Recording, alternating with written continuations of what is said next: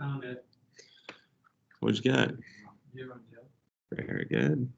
You were so good, man, bro. So you factored out an x, set both of those equal to 0. Our x-intercepts are 0 and 2. So what we know for sure on our graph is it is going to go through those 2 points. Okay. Y-intercept. What do we do for the y-intercept? Yeah, make the x be 0. So we plug that in. And what do we got for that one? We get a 0 for that one also. Okay, we've already got that point.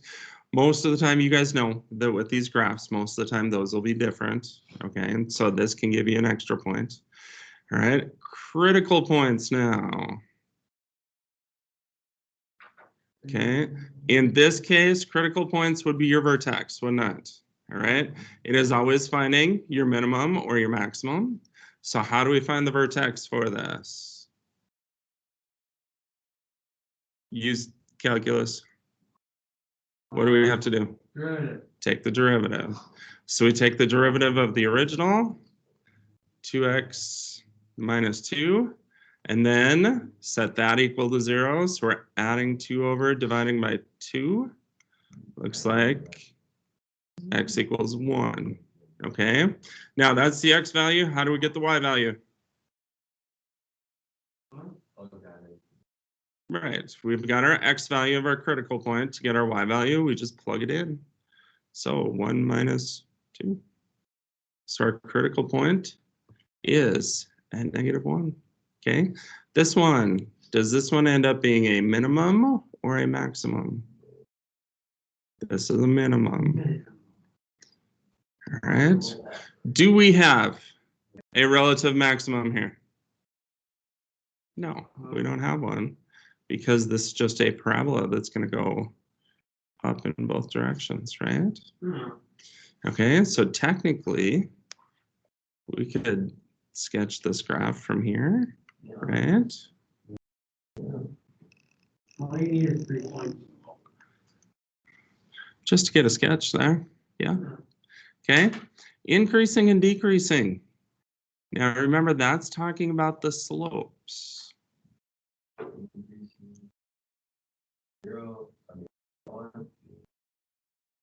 Okay, it definitely increases from 1 to infinity. What happens to the slopes on the other side? You sure? If we were to look at the slopes here, that would be pretty big, right? Slope here would be a lot smaller. So what are we truly measuring here? Are we measuring the slope? Right, right. So increasing is from 1 to infinity, decreasing from -infinity to 1. All right, and that backs up what our graph showed us. I don't get it. What don't you get?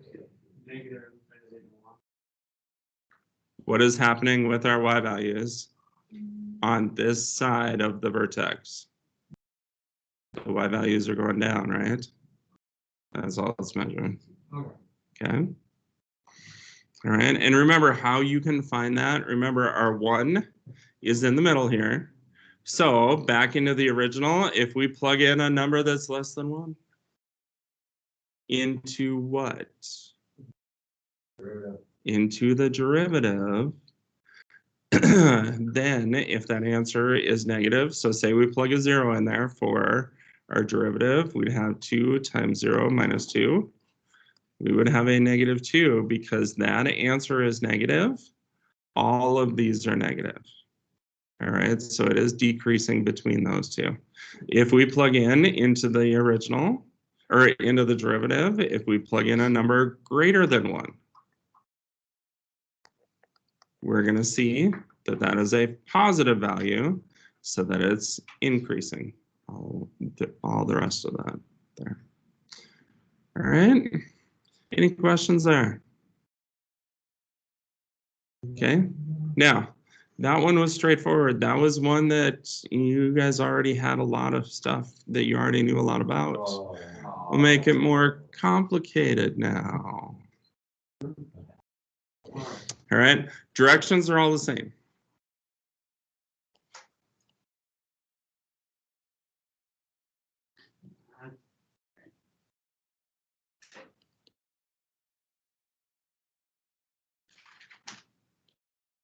Let's see.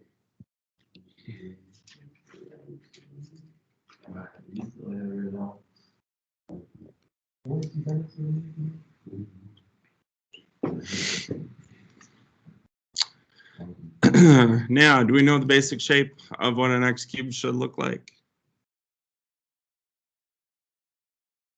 An x cubed every time will either look very similar. They don't look exactly like this every time, but it'll look something like that, where it starts low and ends high, or it starts high and ends low.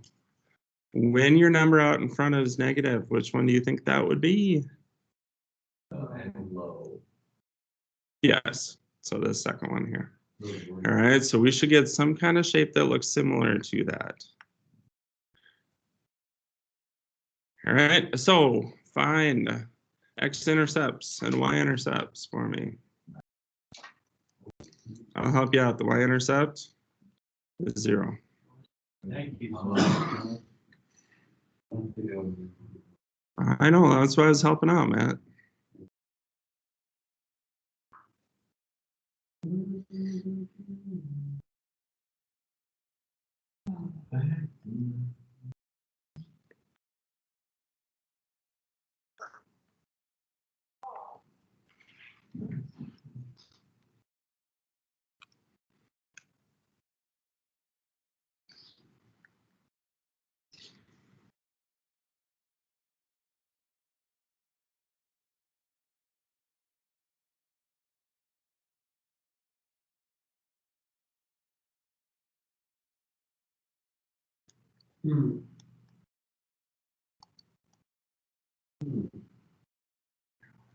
Zero and three.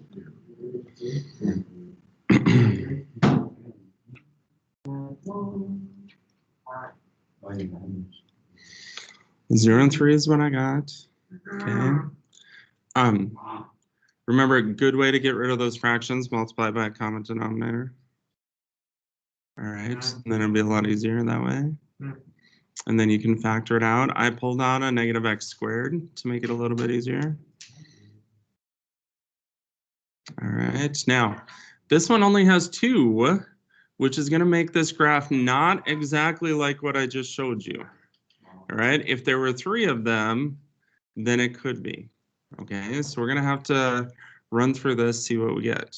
Okay. All right, critical points. Critical points, we're talking about minimum and maximum. How do we find those? Take the derivative. Take the derivative.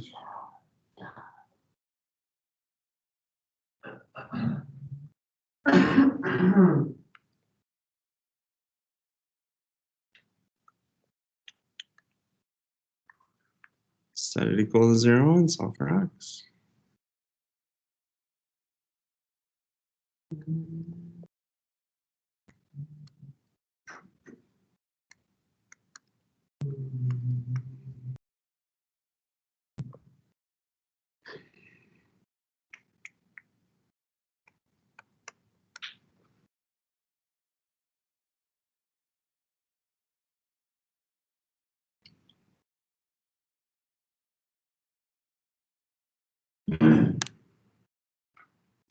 Zero and 2. That's what I got. Okay. All right. Now, those are your x values. To find your y values, you got to plug it back in, right? The original. Into the original, yeah. So 0 and 0. 0 is 0. Very good.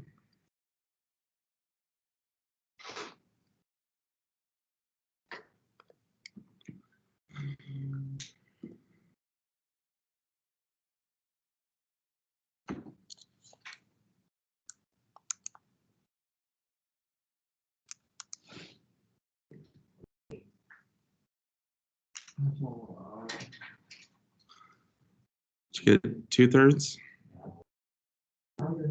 Caden did. Did you actually do it, Caden? Okay, just making sure. Believe that's what you should get there.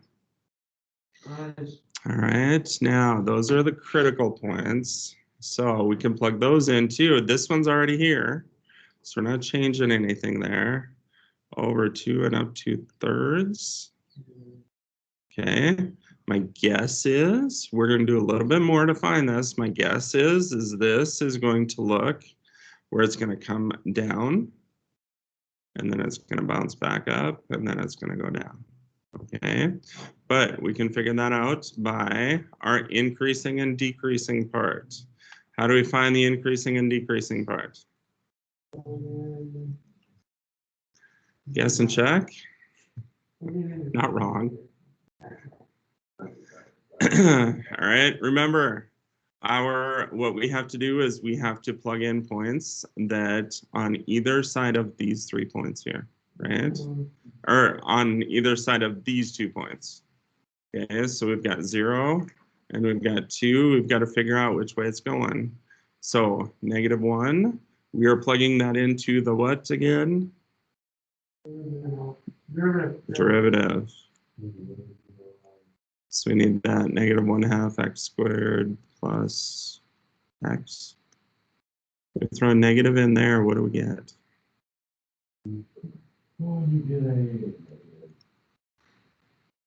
You sure about that?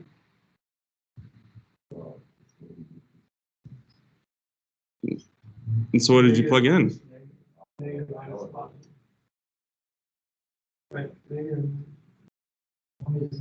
It is going to be a negative, that's right. So anything to the left of 0 is going to be a negative here. Now we got to plug in between 0 and 2. So say we're plugging in a 1. What do we get for that? That's going to be a positive. All right, and then if we plug in anything greater than 2,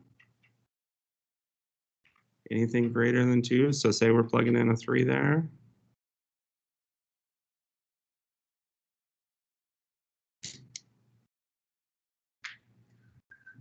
It's also going to end up being a negative, right?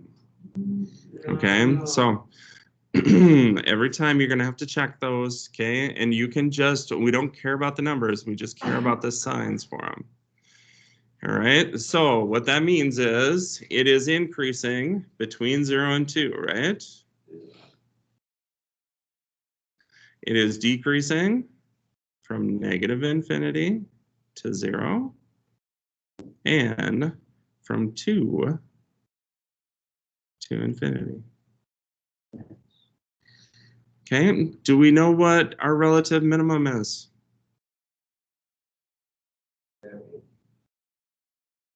We already found them. Remember, minimum and maximums are our critical points. Okay, so which one of those 2 is going to be our minimum? 0, 0. Should be 2 negative infinity. No, it should be positive infinity. Remember, this is talking about the x values, not the y values.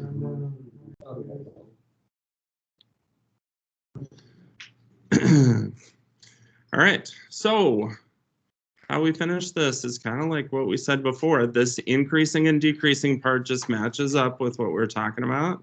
So it's going to increase through 2, and then it's going to decrease. And then on the left side of 0, it's just going to start to go up. Okay, and it's just a sketch, so we don't need anything more than that. Okay. All right, questions there at all? Now, if you wanted to, could you just make an XY chart for it? Yeah, you could. Okay, this point here, especially when your minimums and maximums end up being fractions, it's hard to get those doing it that way though. So I would go through it doing calculus to find this. Okay, there is another non-calc way to do it to find these, but I honestly don't remember what those are anymore. All right, if we can handle this one we'll skip that one. Nice. All right, so one more to go here.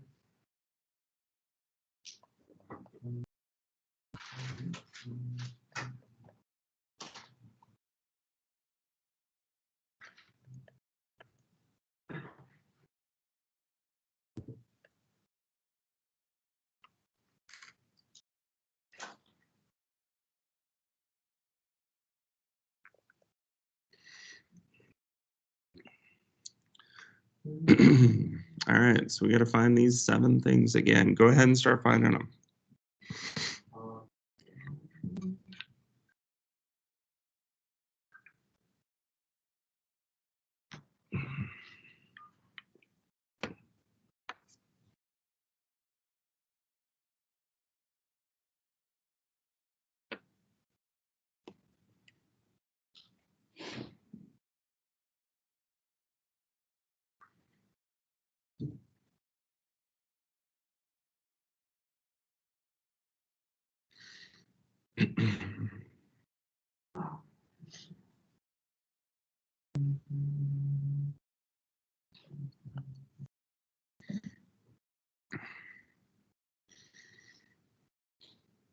If you're not able to get the y-intercept, I gave you a little clue up there.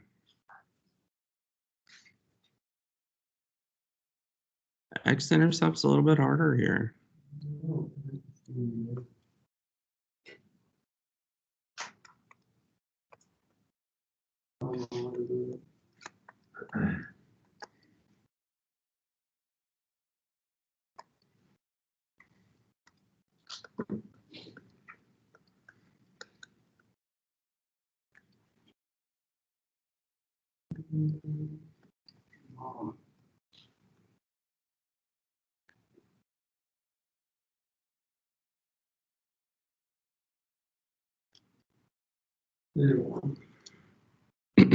Close. Do remember that you can factor this out. Okay, all the rules still apply when you're factoring like a quadratic. Okay, so what I did just to keep my a value positive, I ran a -1 through there. Okay, you don't have to, it doesn't change the answer at all. For me, most of the time, it just makes it easier. All right, so then when you factor those, we do get x squared minus 1. We get it twice here. All right, so then x equals what here? Eli was right, we do get a 1, but we also get a -1. All right, so our x-intercepts are 1 and -1. And we're told our y-intercept here is -1.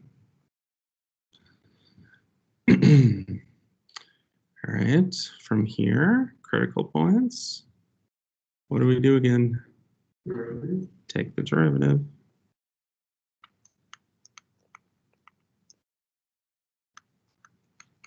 And then set it equal to 0.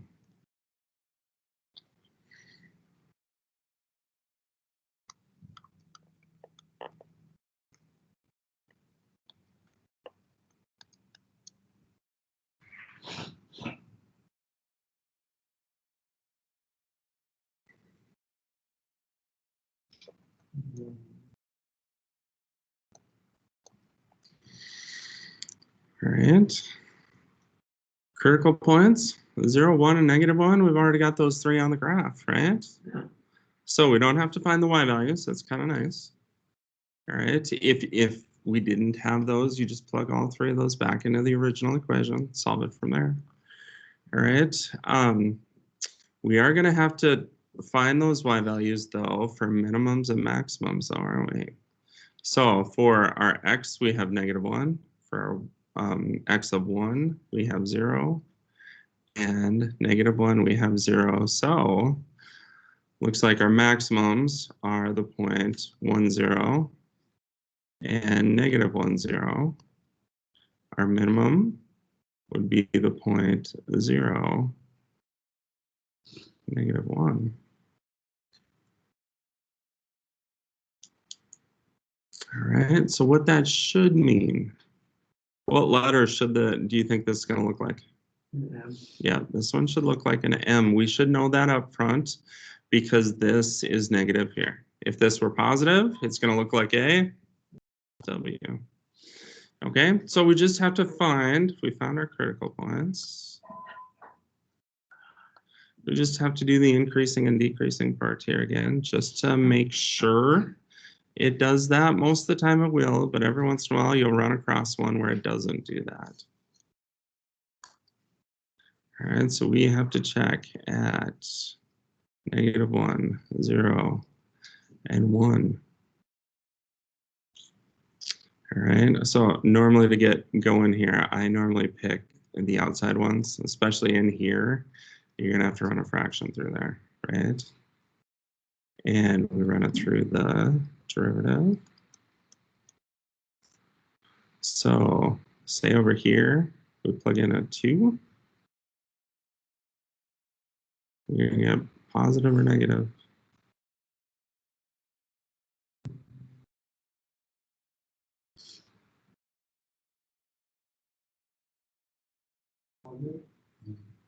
If we throw in a 2, it'd be 2 cubed is 8. So negative 32 plus 8, that's going to stay negative. All right. Say we come over here and -2. It'd be -8 times -4 is 32. I'm sorry, positive 32. Minus 8. Looks like that one's going to be positive, isn't it? Did I do that right? I think so. Yeah. Yeah, it's going to stay positive. All right, so between 0 and -1, we're going to have to throw a fraction in there.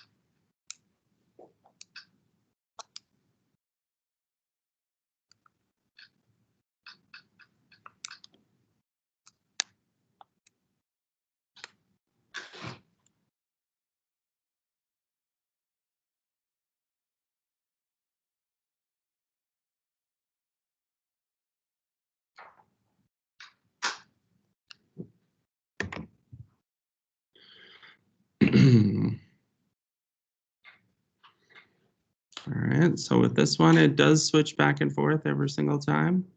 Okay, a lot of them it will. It doesn't always though. All right, that's why we do have to check this part. Sometimes for some of these, you'll have, say you'll have critical points like this, and you'll find out that it's increasing on this side, and then it increases on this side. So you're actually going up to it before it starts to decrease. Okay, so you will run across those sometimes there. So that's why we do have to check this part. So it is increasing between -infinity and -1, and from 0 to 1, it's decreasing from -1 to 0, and from 1 to infinity. All right, so then it's just a rough sketch from there following that. Okay, it's going to come up to our -1, 0. Then it's going to drop down. It's going to bounce back up. And then it's going to bounce down. Okay. This one actually ends up being pretty symmetrical, but they don't always have to be that symmetrical either. Okay, and the big thing is finding those critical points and finding your increasing and decreasing values, and then you should be good. All right, so lots of different steps there. Nothing terribly difficult. It is all stuff that we've done before. We're just putting it all together to be able to come up with a rough sketch of what's going to happen, okay? And as I said before, with this stuff, say that in the real world, say that you can come up with some kind of equation to be able to kind of see what's going to happen in the future. Okay, you can graph it out to see, all right, this is how much money we're approximately going to make. Okay, or, you know, production values, or, you know, there's all sorts of places that you can go. All right, do we need to do another one, or you think you guys got it? All right.